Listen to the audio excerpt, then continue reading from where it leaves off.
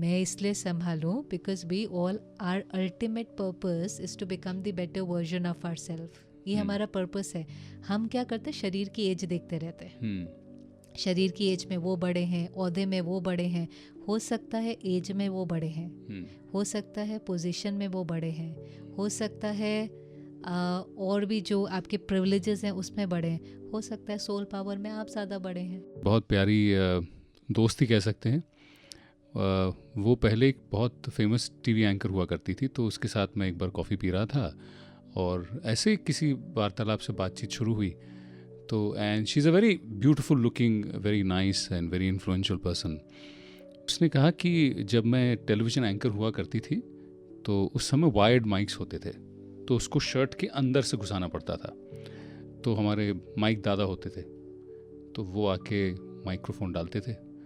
तो डालना तो हमें पड़ता था, लेकिन हमको जो सेट उसका जो है वो आके दादा करते थे. तो कहते थे कि कई बार दादा जो हैं वो बहुत समय लिंगर करते थे वहाँ पे माइक्रोफोन लगाने के लिए. मैंने उसको पूछा तो तुम्हें अनकंफर्टेबल लगता होगा? शी सेड हाँ लगता था, लेकिन एट वन पॉइंट टाइम मैंने उनको कहा दादा मेरे पास भी वही है जो आपकी मम्मी के पास, बहन के पास, बच्ची के पास है, तो आपको पता नहीं यहाँ क्या आनंद मिल रहा है, आप देख लीजिए.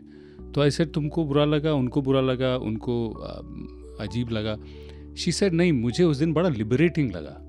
मुझे लगा कि ऐसे क्या है, मतलब शरीर ही तो है, तो ऐसा क्या तुम देखने की कोशिश कर रहे हो, और ऐसा दिख भी नहीं रहा, ढकी हुई हूँ ना मैं. तो जब ये क्रिया चल रही थी मेरे दिमाग में वो वाक्य आया और वो औरत आई, वो मेरी फ्रेंड आई.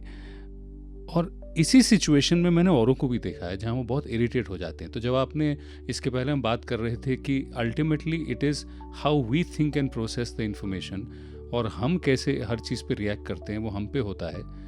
लेकिन इसी चीज़ को दूसरे लोग फिज़िकल अब्यूज़, बैड टच भी मान सकते हैं, जो हम सिखाते हैं स्कूल में बच्चों को, क्योंकि हम नहीं चाहते कि हमारी बच्चियों के साथ या बच्चों के साथ भी ऐसा हो. तो जब ये कहना है कि नहीं देखो हम ही सोच के अपने संस्कारों से अपने मन में निकाल लेते हैं, फिर बच्चों को सिखाएंगे कैसे कि बैड टच गुड टच क्या होता है, किसके मन में क्या चल रहा है हमें कैसे पता होगा? किसी चीज़ के बारे में अवेयर होना तो बहुत ज़रूरी है, और इस प्रकार की एजुकेशन भी इस समय बहुत ज़रूरी है.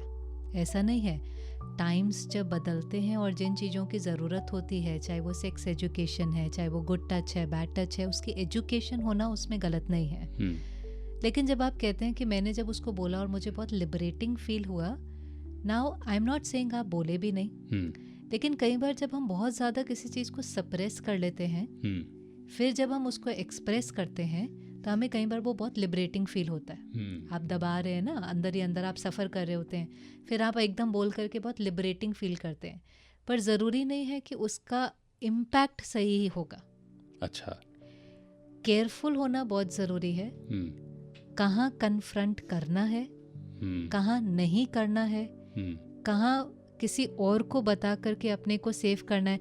See it is not always about जो एक होता है कि लड़ लेना, बोल देना, झगड़ा कर लेना. सल्यूशन होना चाहिए. फॉर एग्जाम्पल अगर आपको ऐसा फील होता है तो आपको केयरफुल तो होना ही पड़ेगा, ज़रूरी है. अगर आपको फील, कई बार तो एजुकेशन न भी हो लेकिन आपको वाइब्रेशन से भी पता चल जाता है. जी बिल्कुल. छोटे बच्चों को तो हमें एजुकेशन देनी पड़ती है क्योंकि उनको पता नहीं होता, तो उनको हमें ये सब चीज़ें सिखानी पड़ती हैं. आज कोई बस ड्राइवर है, कोई टीचर है, उनको समझ नहीं है तो हम लिटरली उनको समझाते हैं गुड टच क्या है, बैड टच क्या है. लेकिन जब आप एक अडल्ट हो जाते हैं तो आपके पास अगर इतनी एजुकेशन नहीं भी है तो भी एक वाइब्रेशन है, आपको पता चल जाता है. आप सेंस कर लेते हैं कि सामने वाले की जो आपके प्रति वृत्ति है, उसकी जो दृष्टि है, उसकी जो फीलिंग्स हैं वो प्योर हैं कि इम्प्योर हैं. देन आपको केयरफुल भी होना है, और समवेयर कई बार वो लाइन भी ड्रॉ करनी पड़ती है कि वो ऐसा न कर सकें, और उसके लिए अगर कोई स्टेप लेना पड़ता है तो वो भी लेना पड़ता है. बट कन्फ्रंटिंग क्या हो जाता है, रिलीजिंग नेगेटिव एनर्जी. आप डिस्टर्ब हुए, आपने उनके साथ झगड़ा किया. कई बार ऐसे में क्या होता है, अगर सामने वाला आई डोंट नो रिवेंज लेने के मूड में हो, वो भी तो हो सकता है ना, तो आप अनसेफ ही हो गए, आप और अनसेफ हो जाते हैं. तो ऐसे केस में अगर ऐसी स्थिति आए तो आप क्या सजेस्ट करती हैं? आप केयरफुल हो जाएं, आप असर्टिव होकर के उनको बोलें, आप उनको ह्यूमिलिएट नहीं करें, आप उनको रिजेक्ट नहीं करें, पर आप बहुत असर्टिव होकर के अपनी बात करें कि अगली बार दूसरा वाला सोचे। ऐसा नहीं है, कभी कभी जब हम नहीं बोलते हैं तो भी तो सामने वाले की हिम्मत होती है ना। लेकिन अगर हम स्टेप डाउन करते हैं और बहुत असर्टिव होते हैं तो सामने वाला भी थोड़ा सा केयरफुल हो जाता है। लेकिन उसको डिसरिस्पेक्ट करना या उसको ह्यूमिलिएट करना या उसको रिजेक्ट करना, तो कभी कभी अगर ऐसी फीलिंग उसके अंदर आ गई, वो फिर कोई और रूप ना ले ले। हो जाता है ना, अगर आपने 10 लोगों के सामने अगर उनको रिजेक्ट किया या ह्यूमिलिएट किया तो उनके मन में आता है अच्छा फिर हम देख लेंगे, फिर हम भी आपको देख लेंगे।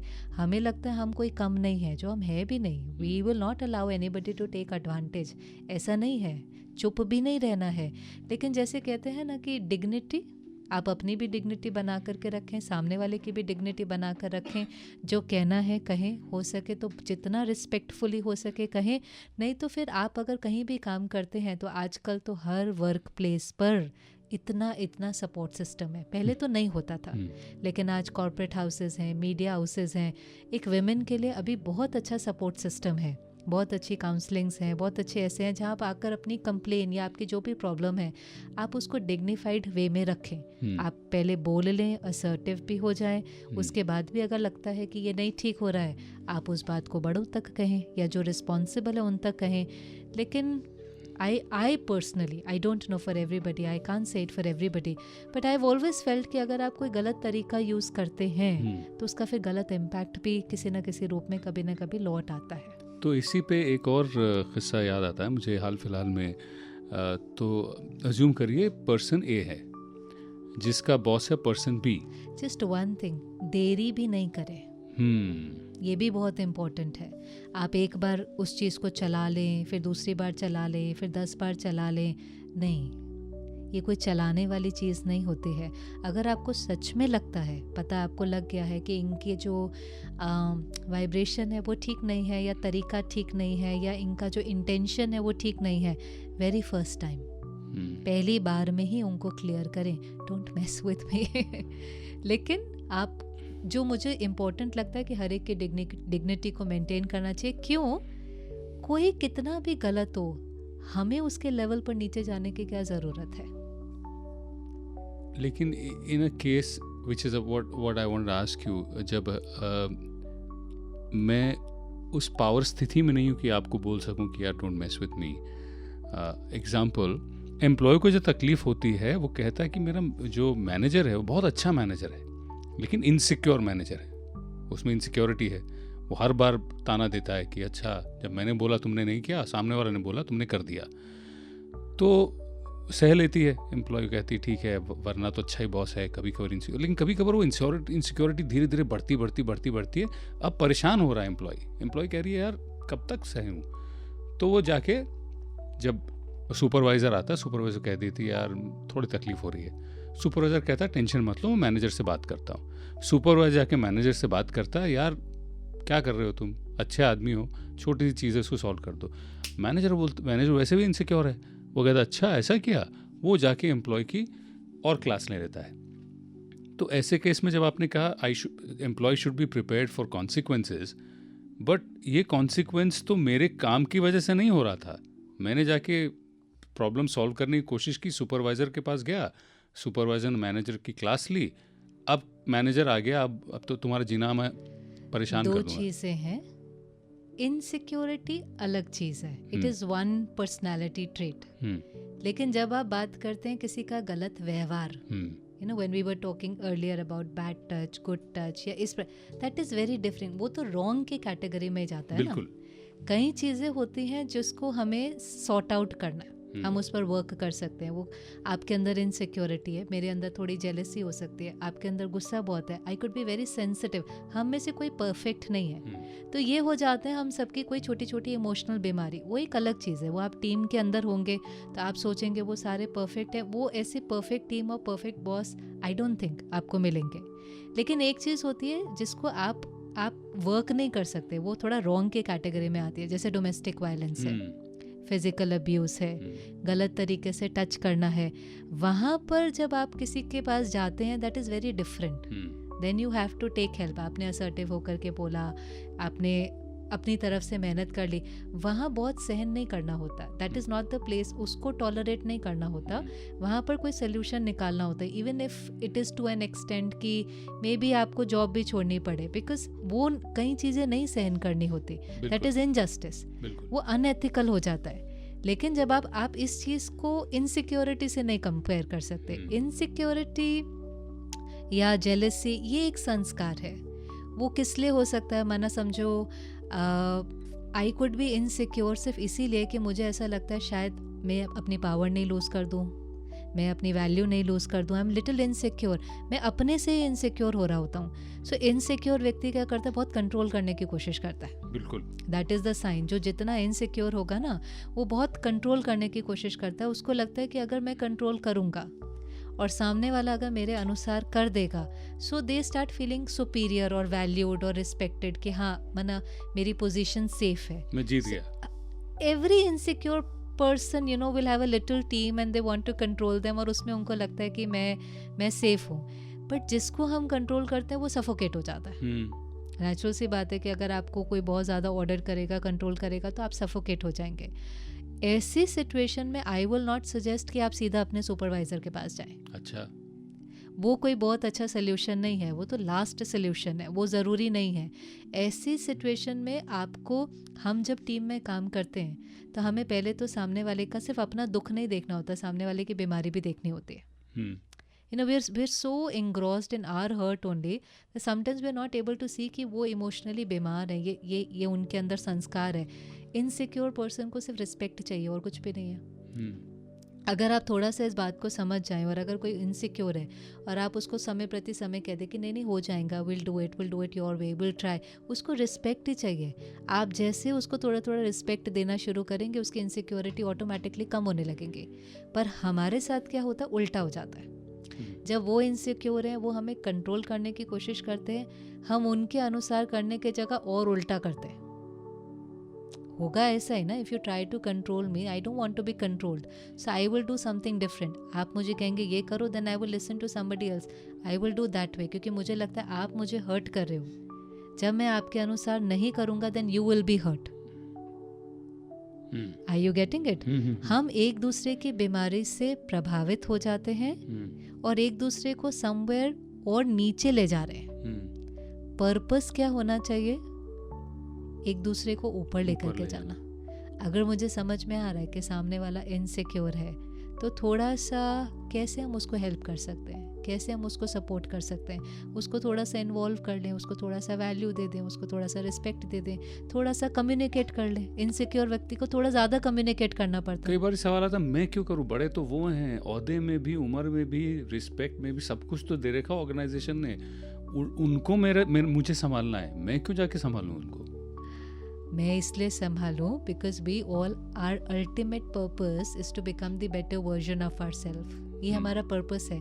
हम क्या करते हैं, शरीर की एज देखते रहते हैं। शरीर की एज में वो बड़े हैं, ओहदे में वो बड़े हैं, हो सकता है एज में वो बड़े हैं, हो सकता है पोजीशन में वो बड़े हैं, हो सकता है और भी जो आपके प्रिविलेजेस हैं उसमें बड़े हैं, हो सकता है सोल पावर में आप ज़्यादा बड़े हैं, हो सकता है ना।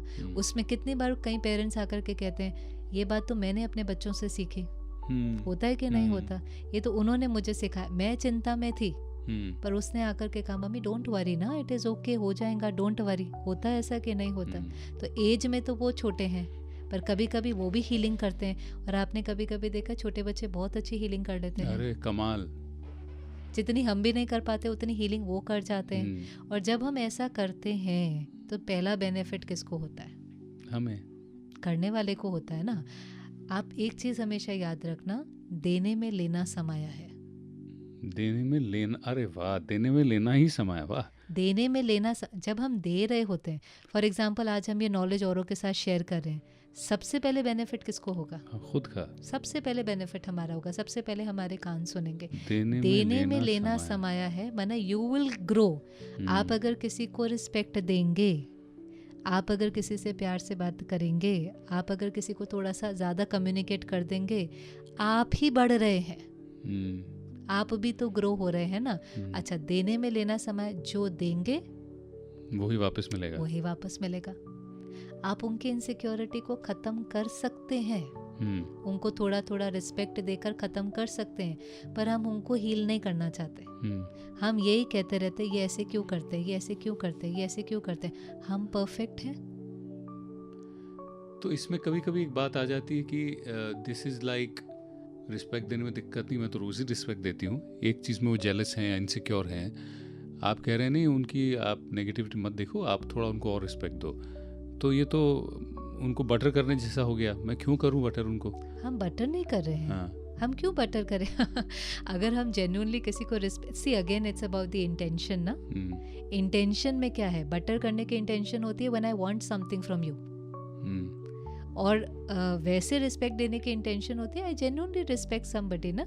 ये मेरा नेचर है रिस्पेक्ट देना। क्या? I think right for you, I radiate right energy for you, मुझे आपसे कुछ नहीं चाहिए। और एक होता है कि बटर करना क्या होता है? I am being nice because I have an agenda. No, I agree, ये बिल्कुल सही कह रही है।